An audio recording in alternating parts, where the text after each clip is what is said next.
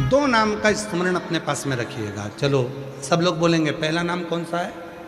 अर्पणा। और दूसरा नाम कौन सा है? तिलकेश्वरी। दो पार्वती जी के जो दो नाम हुए हैं ये बड़े विशेष। एक अर्पणा नाम,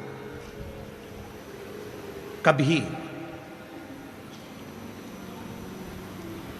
कभी कोई बच्चा शरीर से कमज़ोर है, बहुत ज़्यादा, उसका शरीर उठता है, खड़ा होता है, गिर जाता है, पाँव काम नहीं कर रहा है, हाथ काम नहीं कर रहा, शरीर से बहुत दुर्बल है, बहुत कमज़ोर है, बहुत ज़्यादा कमज़ोर। तो शिव महापुराण में अर्पणा नाम की महत्वता कही है।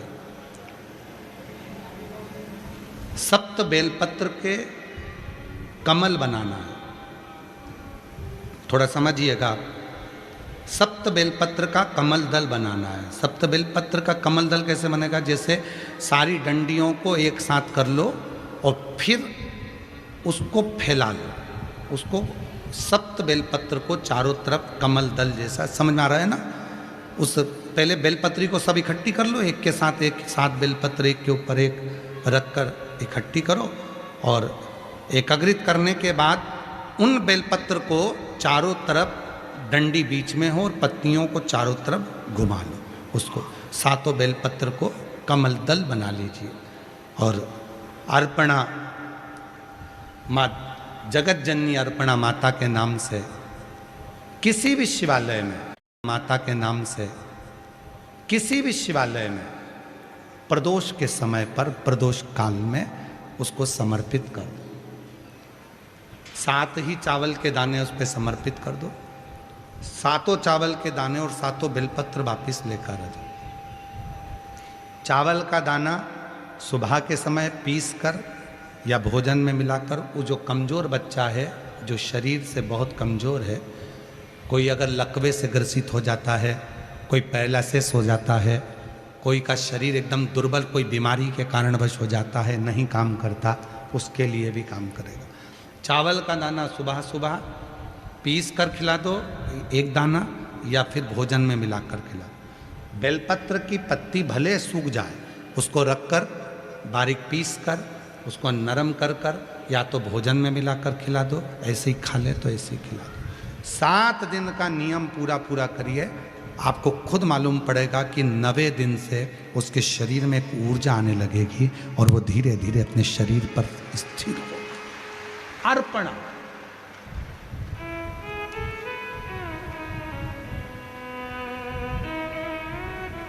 मां जगत जननी अर्पणा हो गई थी, और जब पूर्ण तरह से मां अर्पणा हो गई तब भगवान देवादिदेव महादेव उसी जगह पर प्रकट हो जाते। हाथ की अंजलि में मां अर्पणा के 7 बेलपत्र हाथ में रह जाती है, और मां पार्वती की सहेली गजमुखी के पास में धान का पात्र रह जाता है। गजमुखी के पास में धान का पात्र है। पार्वती जी की सहेली थी गजमुखी,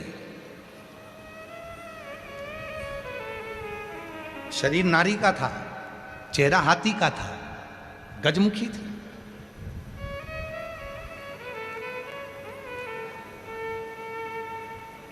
गजमुखी के पास में पात्र है, उसमें धान है, धान हाथ में रह गया।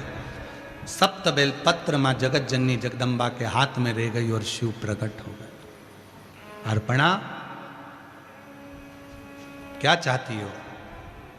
आपके लिए ये शरीर ऐसा हो गया, इस शरीर को शुद्ध कर दीजिए। शिव जी ने तुरंत मां जगत जननी को दर्शन देकर, और जो शरीर पूर्ण कमजोर था, दुर्बल था, काला था, शरीर बहुत हड्डी का ढांचा हो गया था, मेरे शंकर भगवान ने दर्शन देकर, स्पर्श कर कर अर्पणा को फिर वापिस स्वस्थ कर दिया।